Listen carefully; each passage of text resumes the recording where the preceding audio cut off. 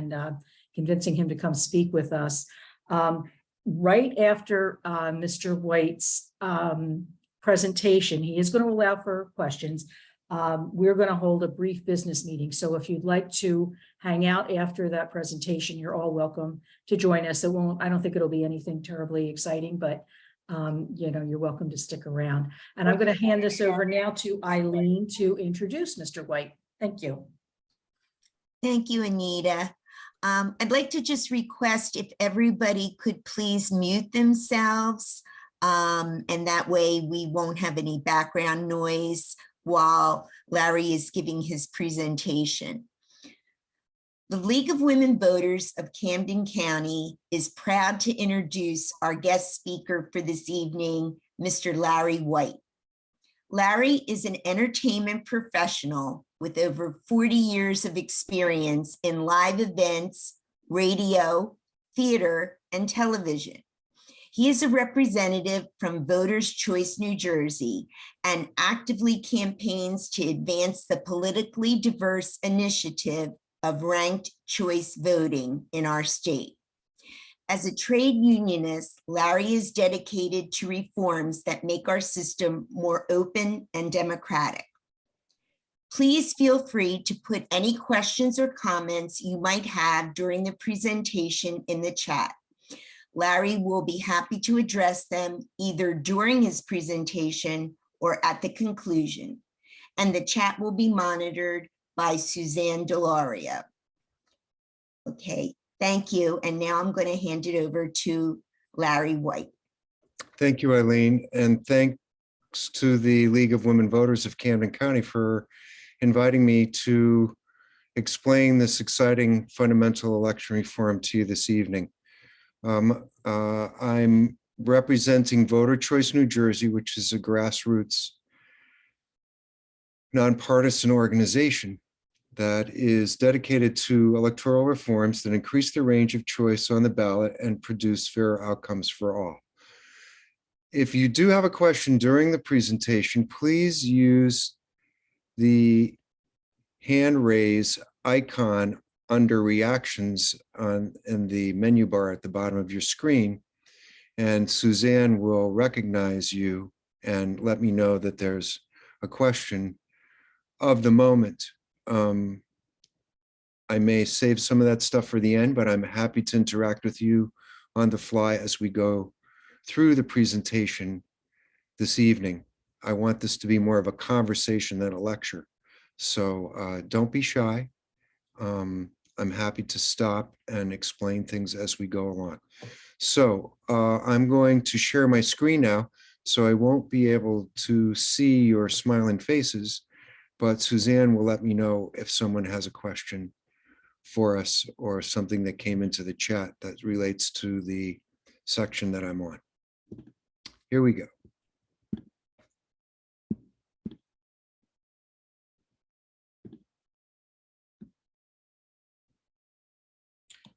Okay, I told you about Voter Choice New Jersey. We're grassroots. We're citizen initiative organization. We're not taking any PAC money or anything like that. It's just folks working together to try and bring ranked choice voting to the state of New Jersey. So political polarization is a defining feature of American politics today. Conservatives, liberals, and progressives agree there's a growing gap between the political parties. We're here because our elections are broken, and we have an opportunity to fix it with a nonpartisan solution that all parties can get behind. We understand that in a democracy, we may not always get what we want, but at least we want the system to be fair. Some folks say, well, what's the problem with our current system? We've been doing it for over 200 years. Why change it now?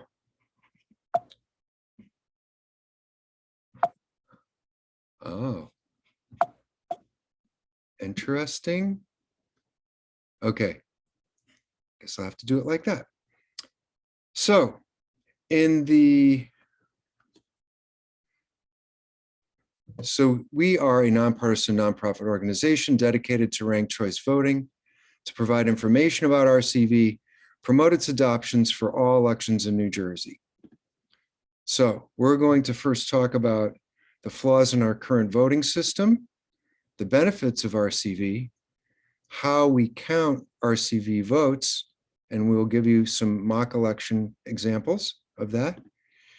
And we'll talk about the growing movement for RCV in the United States and in New Jersey. So we have a plurality voting system in the United States currently. Most elections are determined by plurality voting, where a citizen gets to vote for only one candidate.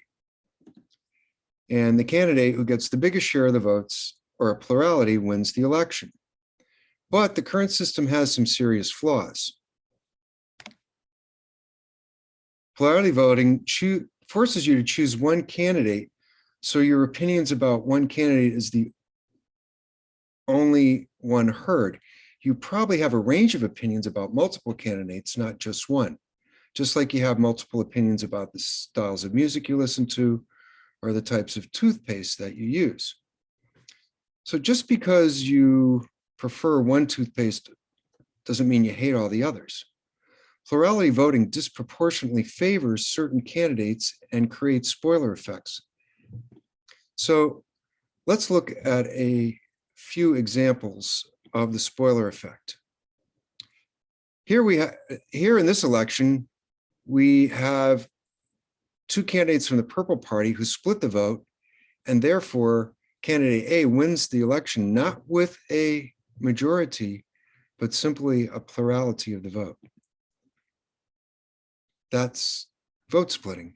And we all know that. And we also know about the spoiler effect. And we're going to give you some examples of that coming up. So 1992 general election. Remember? Bill Clinton versus George H.W. Bush. But there was a third candidate, Ross Perot, and he managed to pull 19.03% of the vote away from the two major party candidates. However, he pulled more votes from Bush than he did from Clinton, and so Clinton won with 43.28% of the vote in 1992, not a majority. 2000 general election in Florida. How could we forget this? George W. Bush versus Al Gore. But there was a third candidate in the race, Ralph Nader from the Green Party. He got 1.64% of the vote. And in Florida, he took more votes away from Gore than he did from Bush. So Bush won Florida with 48.85% of the vote. And poor Mr. Nader was tarred and feathered with the spoiler brush to this day. So the solution here to these problems and more is ranked choice voting. And if I can just get my script to move up here, here we go. So ranked choice voting is a simple change to the way we vote. Instead of just choosing one candidate, you rank them.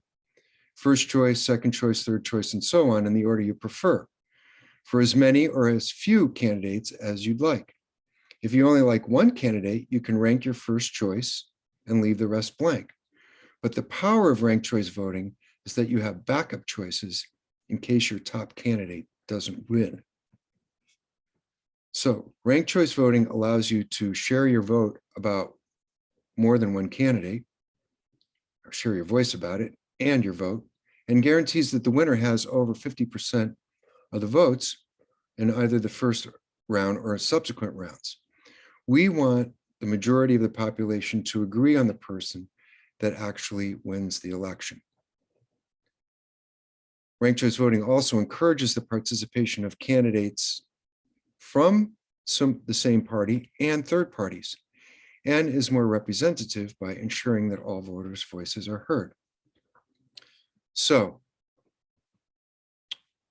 voters rank candidates in order of preference. Candidate must earn a majority of the votes over 50%. So here's a sample ranked choice ballot. here. And you can see that each one of the candidates has a first, second, and third choice. So what you would do is pick one as your first choice, another as a second choice, and then the third candidate as your third choice. So we like to say that your first candidate is the candidate that you love, your second choice is the candidate you like, and your third choice is the candidate you could stand.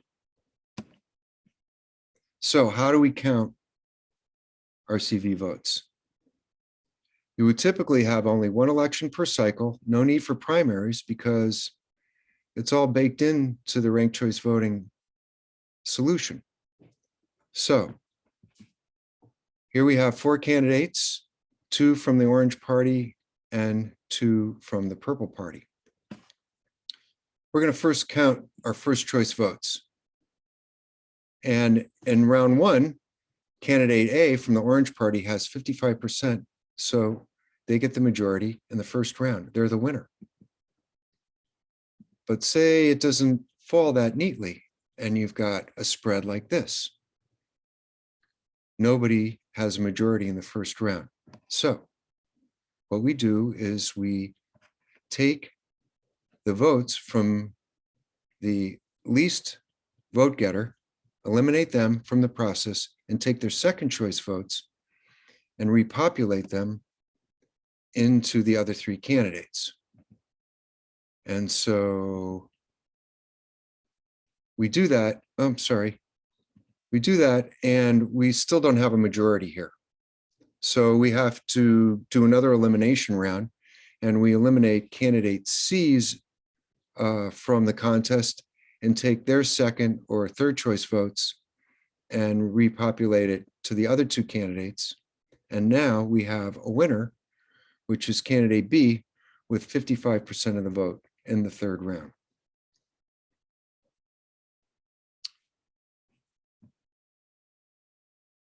So that's how it works. And this is how it impacts our electoral system. First of all, we have increased campaign civility, and I'll explain why. An Eagleton poll surveyed voters in 2013 and 2014 about their perceptions of the tone of campaigning. The study found likely voters in RCV cities were more satisfied with the conduct of candidate campaigns and perceived less candidate criticism and negative campaigning compared to voters in non-RCV states. RCV encourages more civil discourse between candidates because candidates campaign not only for first choice support, but also for second choice support of other candidates. Consequently, candidates need to appeal to a broader range of voters in order to win. And candidates have less incentive to make negative statements about their opponents because they risk alienating that opponent's supporters. So the conversation changes to why I'm different from the other candidate to, hey, I see you're supporting candidate B. I'd like to tell you where we are in agreement and maybe you'll consider me for your second choice. So less attack ads, less campaign vitriol. We're winning already. So studies have also concluded that electoral outcomes for women and people of color overall are better in jurisdictions that have implemented ranked choice voting. Election data collected from 9 US cities shows that on average, women's representation doubled after ranked choice voting was implemented, with nearly half of the city council seats held by women, up from 23% in the election just before RCV. And a study in California found a 19 percentage point increase after cities adopted RCV compared to only a 3 percentage point increase during the same time period in plurality cities. And you may wonder, so why does RCV benefit women, people of color? Well, It discourages negative campaigning, reducing the risk of racially charged or gender attacks. It can remove preliminary elections, which are low in turnout and often unrepresentative, and avoids vote splitting, so multiple candidates with similar bases can run. Larry, there's a question. I don't know if I, Go ahead. good spot. So why don't we still need primaries in RCV? How do the parties decide on their nominee for the election? Well, ideally, you wouldn't need a primary in RCV election. You'd have one election per cycle, which saves money and eliminates a low turnout primary, which is, I feel, unrepresentative as well. So everybody who gets enough signatures to be on the ballot is on the ballot. We also eliminate the party line so that everybody has equal weight on the ballot. And so then you vote 1 through 3, 4, 5, 6, however you want to rank your choices. And then we have the instant runoff, which I just walked you through. And then we have a majority winner. And the odds of that majority winner being closer to your politics is much greater than either the person who you're aligned with and the person who you're diametrically opposed to. I hope that answers the question.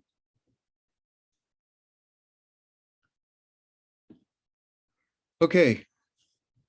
Maine was the first state to use ranked choice voting and statewide level in 2018, and they did so in the subsequent elections in 2020 and 2022. Ranked choice voting is also currently used in 20 cities and many universities and organizations' elections. It's also used in numerous national, state, and local government elections around the world. Around the world, Australia and Ireland have been using ranked choice voting for 100 years, and it's also employed in Canada, Scotland, India, and New Zealand.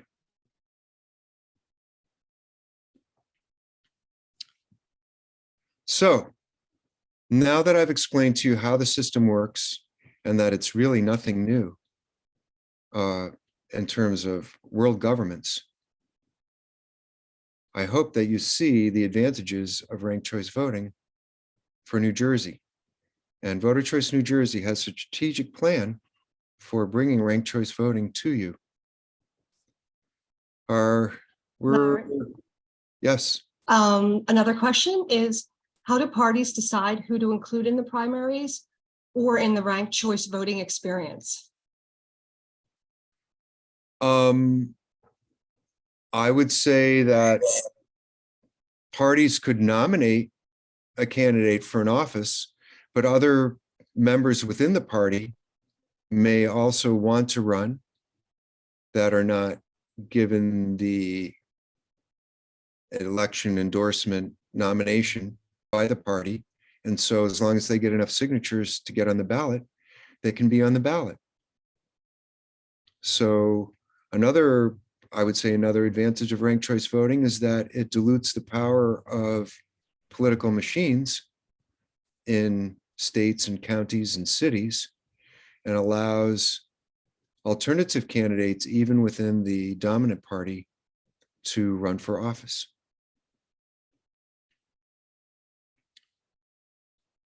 So we're in the middle of a 3-year strategic campaign to get ranked choice voting used for all general elections in state and federal races. The way our Constitution is worded, we're going to have to amend the Constitution to allow the governor and lieutenant governor to be included in ranked choice voting. That's a battle for another day. Right now, we're working on enabling RCV to be adopted for all elections through voter initiative. There's another question, Larry. Yes, go ahead. So we may have many more candidates running as long as they qualified with sufficient signatures. That is correct. Okay. That is correct. And the party line, I know there's a number of folks in the state that are very upset about the party line and how it tilts support towards the anointed candidates of the local party. And I would say that ranked choice voting will dilute that and will allow minority factions, even within a dominant party, to be able to run candidates who may have their hand better on the pulse of the electorate and that people might find more satisfying than the party nominee. So it's just another way to make the system more open, more egalitarian, and offer you choice without the dilemma of strategic voting and the fear of being part of a spoiler effect in an election. So we are going to have in 2023 bills introduced in both houses of the legislature for ranked choice voting in New Jersey. And in the meantime, we have been building grassroots power through visibility, education, such as this evening, and public support and actions. What a number of municipalities are engaging with right now, and Hoboken has already passed a trigger ordinance in their town. And the trigger ordinance states that if RCV is passed in New Jersey and signed by Governor Murphy, that they will conform their local elections to ranked choice voting. But that's only if the bill passes and is signed by the governor. So that's one action that you can take. And you can also ask your local town council to pass a proclamation stating that they are in favor of ranked choice voting for all state and local elections.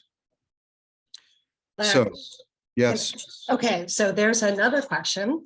Who's opposed to RCV? And are they actively campaigning against it? Okay, I will get to that shortly. And I do Okay, have, I figured you might have a slide for that. yeah, I do have an, I don't have a slide for that, but I do have an answer for that. Okay, thank you. We are waiting now for the exact bill numbers. And in the beginning of the new year, we'll be putting together a package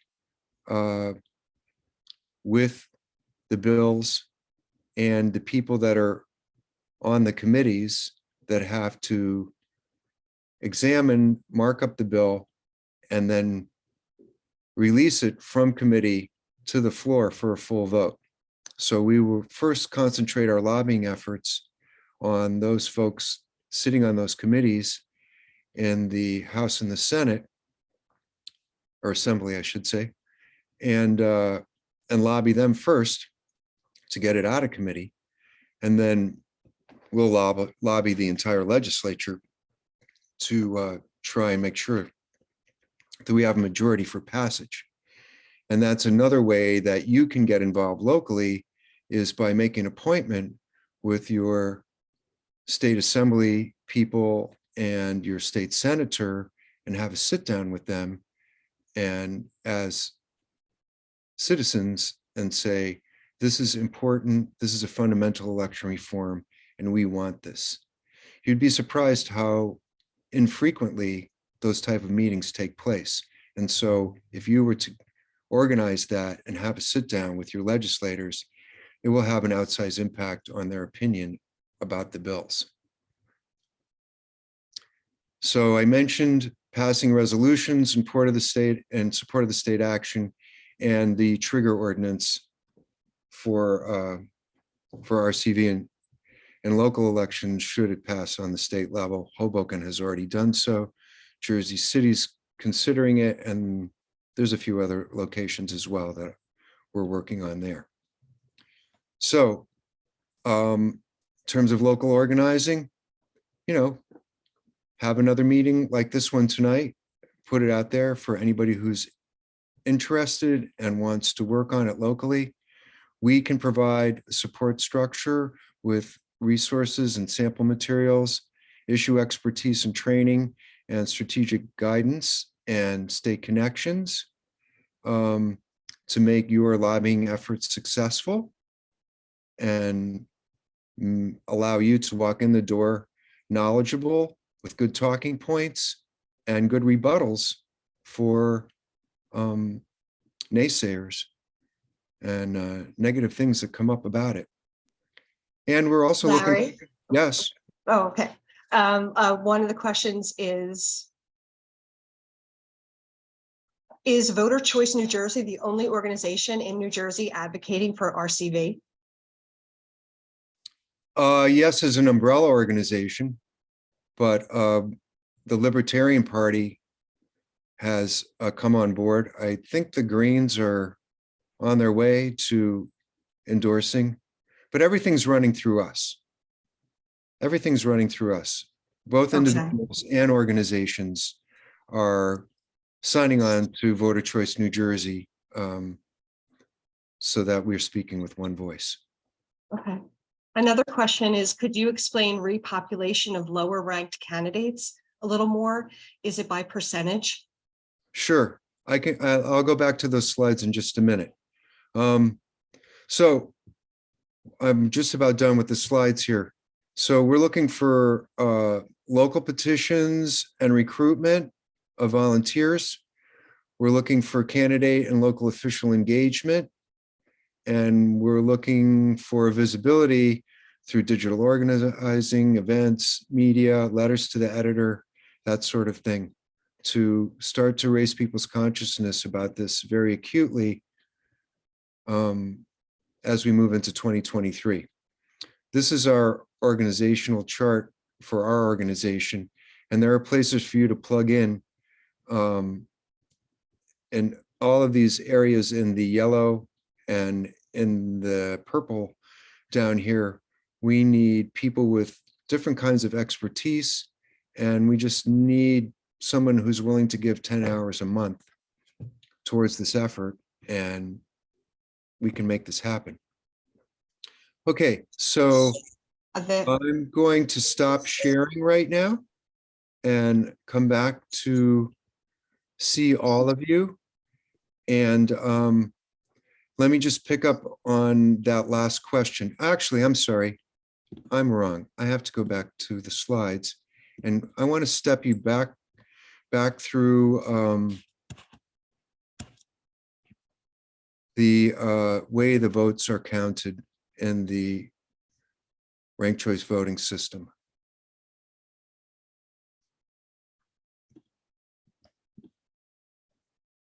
Okay. So here's a majority, an election with 4 candidates. And stand by.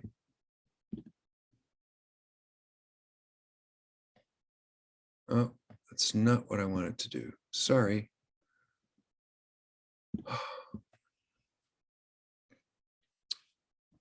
I've got all this other stuff in front of the button that I need to hit. Sorry. All right, I need to bail out of this.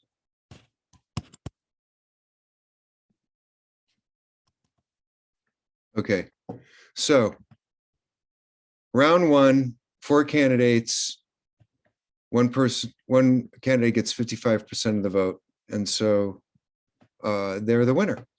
No need for anything else to happen. Round 2, we have a situation where nobody gets the majority in the first round. So the person with the least amount of votes, 5%, we eliminate them from the race, and we take their second choice votes and we repopulate that to the remaining 3 candidates. Okay, and then that was 4% and 1%. There was nobody's second choice votes from this candidate went to candidate A. So Why not? because they didn't like candidate A, they liked candidate B and C more than candidate A.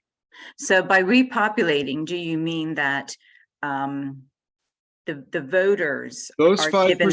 those 5% of voters are still in the game because they're not knocked out. Their second choice votes are then counted into the total. So then it isn't, so they've ranked the voters, the candidates. So when the third lowest ranked candidate is being taken out of the mix, they don't need to vote again, actually, because they had. They already. they already did vote. When they voted, they chose 1, 2, 3, 4, however many candidates there are, or they could only say, there's only 2 candidates in this race who I'm aligned with, and I'm going to make them my first and second choice. And I'm not going to vote for anybody else. So then the repopulation is the statistician or whoever is tallying the votes. They're then just using the second choice votes to apply those second choice votes to the remaining candidates. Is that more? That is correct. Okay. And so their second choice votes go here. And and there's still no, I'm sorry, these slides are not working like they're supposed to. I've got all 3 slides or all 3 reveals from this. I apologize. It's not populating the way I want it to.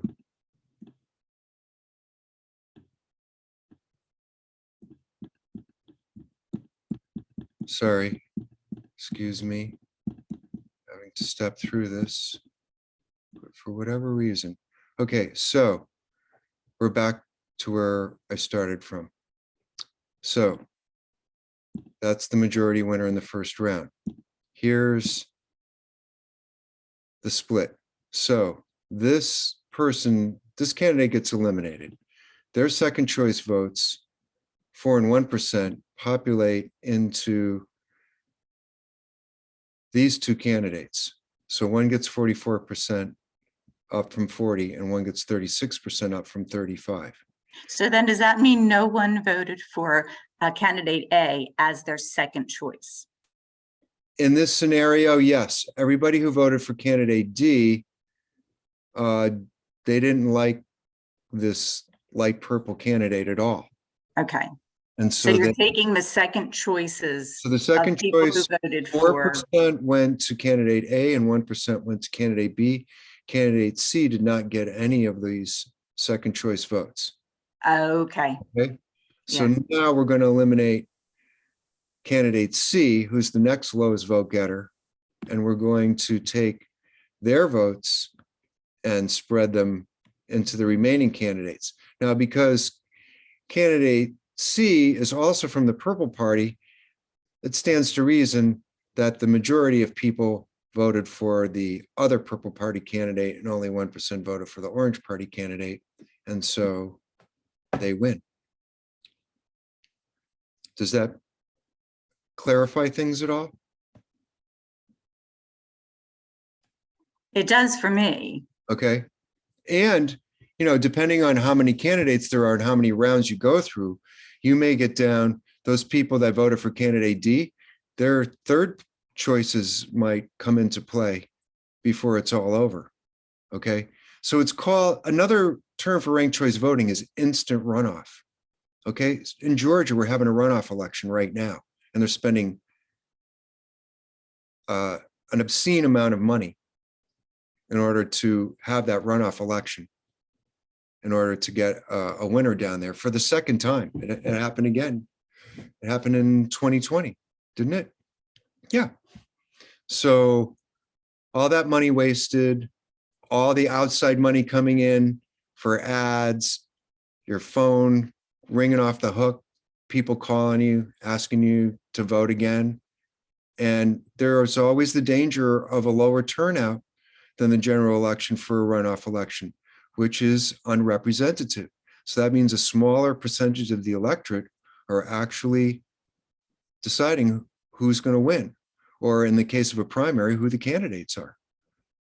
If you only have one election per cycle, and it's on, it's typically the first Tuesday in November, that's the elections that the most people turn out for. So if we can consolidate the election cycle into that single election, then we're saving money. We're having the best voter turnout that we can for that election. And we're leveling the playing field in several ways. So now I'm able to look at questions in the chat. Yes, so yes, the third or fourth choices come into play if your second choice gets eliminated. That's correct. So then if your second choice gets eliminated in the second round, then your third choice then gets repopulated into the thing. So your vote continues to live on through several rounds until we get to the majority winner. And as I said to you earlier this evening, when you're deciding to rank your choices, the first choice is the candidate you love, the second choice is the candidate you like, and the third choice is the candidate you can stand. And maybe you don't rank anything after that, So the way that you vote strategically is also takes on new and broader dimensions. And you don't have to walk into the voting booth holding your nose. I know I've done it any number of times myself. Okay. Larry, can local governments choose RCV even if the state doesn't? To the best of my knowledge, they could if they pass the right ordinances.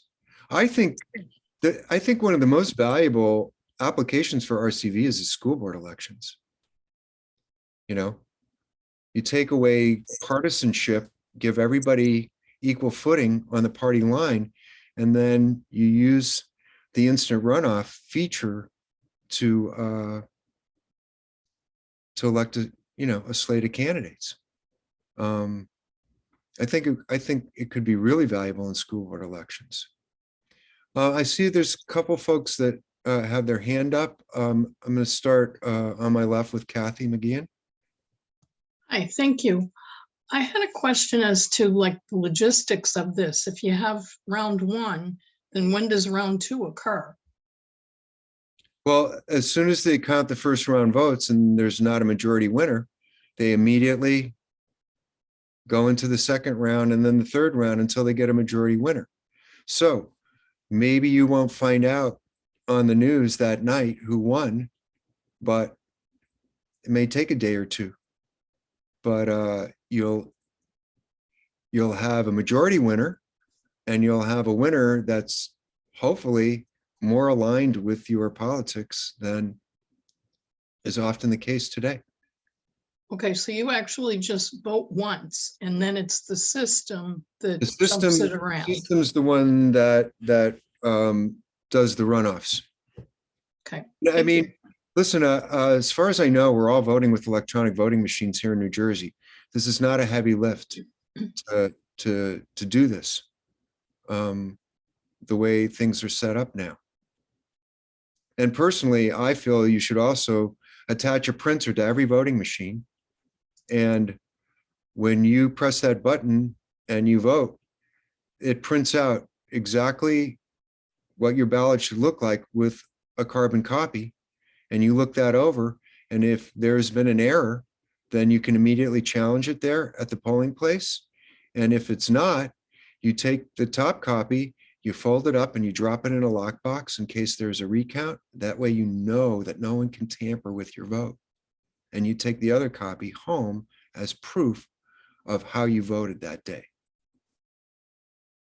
And then the rest of my question is, how do poll workers feel about this?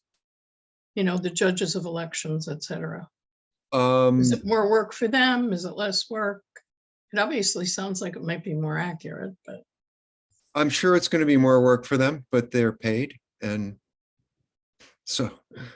even the temporary poll workers are paid. So well, maybe we need to up the ante there and pay them a little bit more for the extra work. But like I said, electronic voting machines could facilitate this quite easily. And yeah, it's going to be simpler all the way around. Have I sufficiently answered your questions, Kathy? Yes, thank you. You're welcome. I'm going to move on to Ed Gracely. Your comment about the printer is actually directly related to where I was going, because I know they're getting more and more. I think actually what they really prefer is people filling out a scan in the first place, so you actually know what you put in. But then they have to audit them. If you're really going to do this right, you have to have a group of people all sitting around with these paper copies and counting and verifying and validating it. And I've seen it said that one issue with ranked choice voting is that that can become a major mess. It is much more complicated than just. Well, yes. States do that. Do have they That has to do with the methodology for collecting the votes in the first place. And I think we all remember the term hanging Chad from 2000. We really don't want to be involved with that, you know? And we aren't in New Jersey. We don't have those old antiquated type of voting machines in New Jersey. Is there anybody who's not voting on an electronic machine in this room this evening? I think you may be misunderstanding my point. Is what they want, what almost every election expert wants, is you vote on the electric machine, you get a paper ballot, a paper record of some sort, however you get it. Right. And then at some point, those have to be audited. The whole point of having those is that you can go back and check that the election results worked right. Well, they would be in the lockbox. They're fine, but does the fact that there are not just a yes, no vote on each candidate, but this series of choices, does that make it more complicated and difficult to do an audit? I really can't answer that question, Ed, but I will get back to you on it. Like I said, Australia and Ireland have been doing this for 100 years. I think they've worked out the kinks by now. Okay, all we have to do is mirror, you know, what they do. It would probably just take more time, right, to complete the audit. Yeah, I think the only question here is you won't find out before you go to bed who won the election. And we didn't anyway. I think they were still announcing Alaska results some days after the election. Of course, that's always going to be the case. Okay, but you know, we're a culture that's been bred for instant gratification, and it starts with how we're sold stuff, and it's extending into the electoral cycle now. But I would rather wait a day or two and have a candidate that I can live with, at least get elected personally. And Ed, you wouldn't really need an audit unless there was a challenge. You wouldn't automatically audit all those ballots.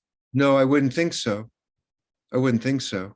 A lot of states have a rule that there's an audit for some selected elections in every Oh, I see. Just to ensure the veracity of the system in general. Oh, that could entirely be possible. But you know, my suggestion of the paper printout could expedite that. I don't know. Now we're getting into arcane details of how voting machines work, and I am absolutely not an expert there. Sorry. Janet, I think you're the next person with your hand up. Yeah, I'm only asking this just because I don't want to. The other Janet on this Zoom has a question. I don't want that to be missed, which is what organizations of color are supporting RCV in New Jersey? I can't say off the top of my head, but there is an endorsers list on our website. I will put the link in the chat to our website, which you can copy and paste into your browser. There's a whole plethora of information, examples, not only in the US, but outside the US, that are on the website. I mean, it's a rich educational experience to poke through the website. And hopefully you'll also stop and fill out one of our volunteer forms while you're there. and maybe even give up some of your hard-earned bucks to help support ranked choice voting and voter choice New Jersey. We have no corporate sponsors and we ain't gonna. You know, it's all about us, the citizens, welling up and demanding this from our elected officials. Did I answer your question, Janet?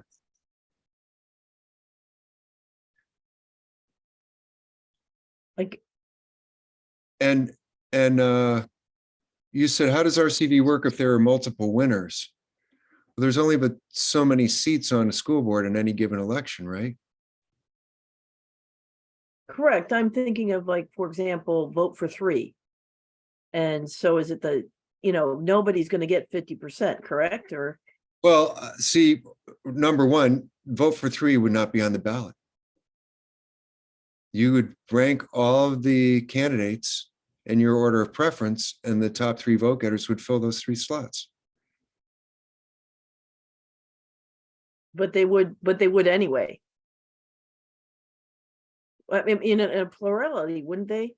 The top 3 vote getters would get. Well, if you have 9 candidates and you're Right. you have to eliminate 6, right? So their second Right. choices then repopulate till you get to 3. Okay, so so it will still be the top 3, but it'll be the top 3 taking the first. Okay. Right, Thank exactly. So, and you're looking for majority winners for all 3. And that's why you go through the instant runoff rounds in order to get to majority winners for all 3 rather than plurality winners, less than 50%, which I think is undemocratic, personally. Is that clear now? You're nodding your head, yes. Okay, Thank you. terrific. Thank you. Okay, I'm gonna move on to Anita next. She has her hand up. Larry, thank you. You mentioned Maine and Alaska. In those states, is ranked choice voting statewide or? Yes, It ma'am. is. Yes, ma'am. So all elections from US Senator and Representatives on down Yep. are ranked Matter choice. of fact, I can give you an example. In Alaska, which has 1 member of the House of Representatives because of their small population, it was a 3-way race between Sarah Palin, a moderate Republican, and a Democrat. And no one got the majority in the first round. Sarah Palin's whole campaign was anti-RCV, even though it was voted in a referendum and then passed by the legislature and was the law of the land.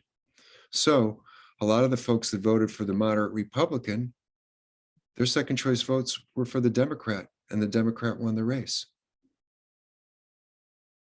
And can you tell me for about how many years Maine and Alaska have been using this RCV? Alaska this year was the first year. Maine's been doing it since 2018. So now they've gone through 3 election cycles with RCV. So if you have any friends in Maine, give them a call, ask them what their experience was like. My friends in Maine love it. They think it's great. And they also have been able to sidestep a couple of odious candidates that were running up there because of it. They got sidelined because of it. And these 2 states still have primaries, is that right? Yes, they do. Yes, they do. And So, I would think that RCV would help there too. Yep. Although I'm personally more in favor of not having primaries. You can do it either way. I just think that primaries are a waste of money and a low turnout and undemocratic. So let's just have 1 election per cycle and have it on the first Tuesday in November when people are used to voting, and let the instant runoff feature of RCV sort it out. Sure, makes sense. Jody Feldman, you've got your hand up. Hi, thank you. I just wanted to bring up Jane's question again from earlier about who's opposing RCV. Yes, thank you. You're Thank welcome. you. I'm Thank sorry, you. I forgot to get back to that. So a couple of weeks ago, Senator Zwicker, who is going to be the chief sponsor of the Senate bill, and also has been a champion of various fundamental election reforms in the state in recent years, he informed us in a call that there was more opposition to RCV from especially the leadership of the two major parties, but that opposition is softening now as we have more experience with it in Maine and now Alaska, and now Nevada's coming online. And so that resistance is lower than it was a year or two ago. And I think that if you walk into a legislator's office who is negative or on the fence about it, that we can arm you with good talking points and information and even articles about the experience in Maine and Alaska that could get them to flip their vote.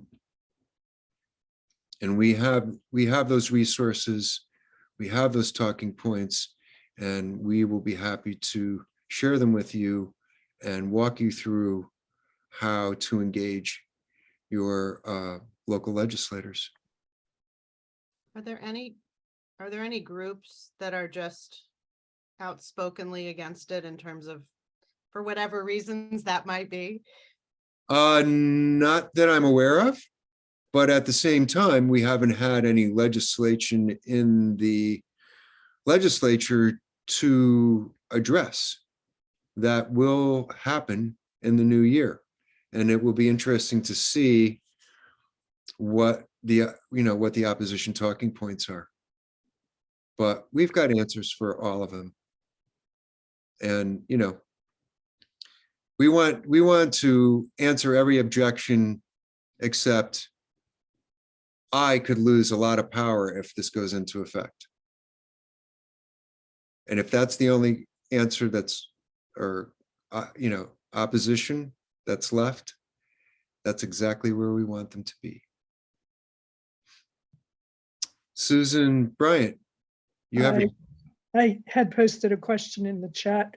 How does this work with a large block of people who are registered independents, if at all?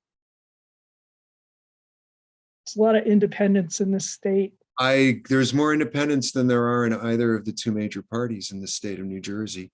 And under a ranked choice voting system, they're able to vote cross-party any way they want, just like anybody who's a registered Democrat or Republican can rank two Democrats and Republican, two Republicans and a Democrat, however way they want to do it. Because now you have to, like I used to be an independent, but I became Right. a Democrat to vote. So, but in order to vote in the primaries, you have to register with one of the two major parties, right? Well, Right. we're taking all of that away. That's all going to go away. Okay. Thank you.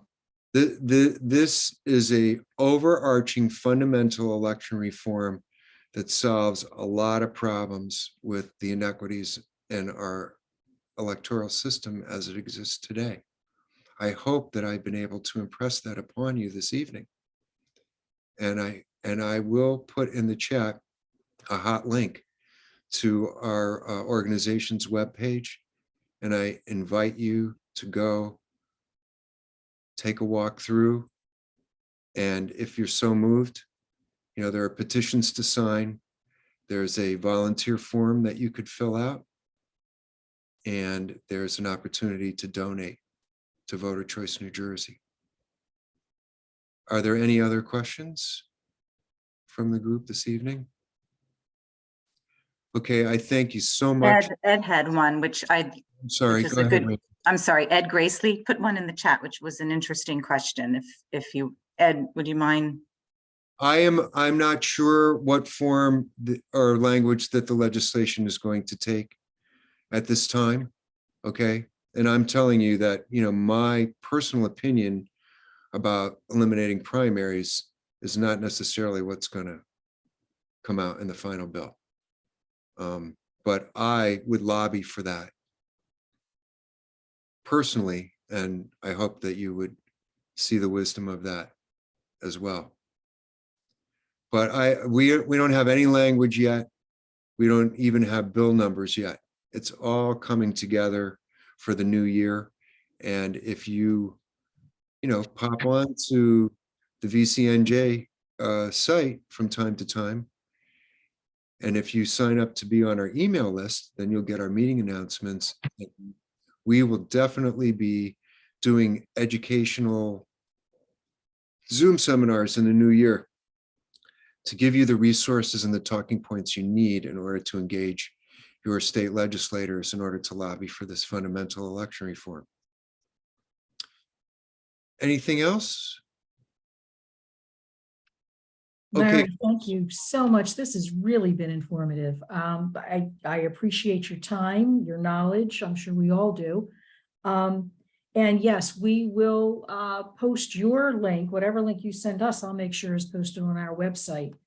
And hopefully we can work together. I know that when Eileen and I first chatted about looking into this, she contacted the League of Women Voters of New Jersey in Trenton, and they directed us towards you. So we know that this is something that. Yes, and my understanding is that the League of Women Voters statewide could endorse ranked choice voting if one of the area chapters introduces it and it comes up for a vote. So that's something else that you as an organization could consider, and an endorsement from the statewide League of Women Voters would be a big wind beneath our wings, I would say. We are, like I said, the Libertarians have already endorsed it statewide. I believe the Greens are getting ready to do so as well. Of course, the two major parties are tougher nut to crack, but we do have friends and allies on both sides of the aisle, and we'll be, supporting them and having conversations with the people that are negative or on the fence to try and get them to come over, first to get the bills out of committee and then to get them passed on the floor of the Assembly and the Senate. Yeah, it could take a while, but it's got to start somewhere. Well, And see all yes, the and benefits. unfortunately, we never seem to have a year off from elections. We had some momentum going over the summer and then in the fall, and even some of our members who are, generally politically active said, hey, I got to go work on this local election over here. I was out ringing doorbells for candidates in my town, and, it just sort of sucks the air out of the room. So we're trying to get a jump on this at the beginning of this year and build momentum so that by summertime, we might have these bills on the floor of the Assembly and the Senate. If not, we'll probably have to then go dormant into the fall because everybody in the legislature is up for re-election, and start over again at the beginning of 2024. But, we're in this for the long haul. Hopefully you will be too. And we'll make New Jersey the 4th ranked choice voting state in the United States. How cool would that be? Thank you so much for your time. Thank you, Larry. I'm gonna mute out now, and I'll listen in to the rest of your meeting. Sure, I Thank appreciate you it. so much, Larry. We learned a lot. Sure did. My pleasure. Very informative. And the link to our website is in the chat. Thank you. All right, got it. Thank you.